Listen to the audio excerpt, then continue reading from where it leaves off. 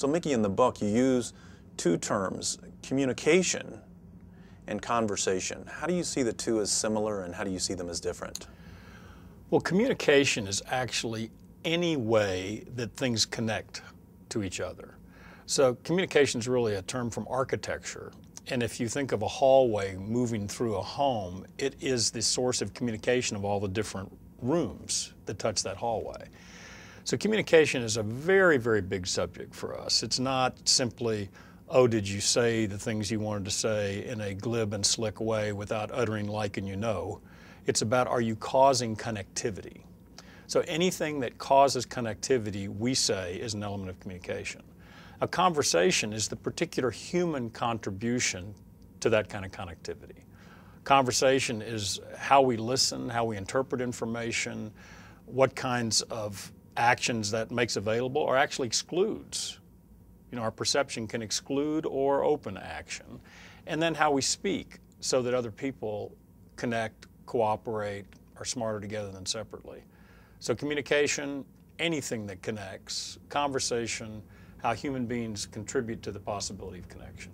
They sound like concepts that are big, and on the one hand, pretty easy. We talk all the time, somebody's listening part of the time, but what makes this so hard to be effective and particularly meaningful?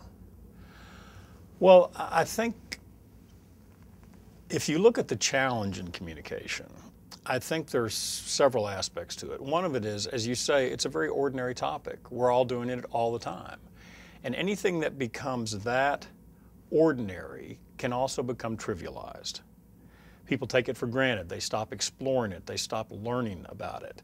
We've talked to people all over the world. You know, we've worked with 250,000 people in 90 countries. And we ask people all the time, how many of you would say that you are a substantially more effective communicator this year than last? Let's just say the amount of time somebody raises a hand is very, very small. So we think that the challenge is first, keep it as an open investigation rather than, oh yeah, communication, we all do that. If you can do that, then the next challenge is investigating how my conduct actually affects the quality of connectivity all around me.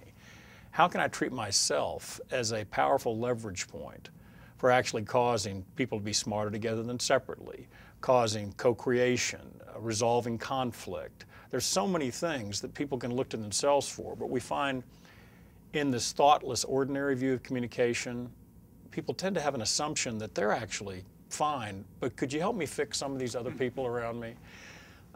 An example of that is when we work in a lot of companies that ask us to do leadership development about how to manage communication as an asset in businesses. A lot of the people from the learning organization want to do a pre and post assessment. And we say, well, what's your intention? They say, well, at the end, we want them to be able to say that they're much stronger. And we say, that'll work in any place except about listening. Because we find that if we do our job, people think they're way better listeners at the beginning of a program than at the end. They now see it's a world that's been taken for granted and that there's all sorts of things to notice and do differently that never would have occurred to them. So people often assess themselves worse as a listener, however, with a course of action to become way better. I think the challenge of people taking on the ordinary as an opportunity for extraordinary learning is fundamental to communication.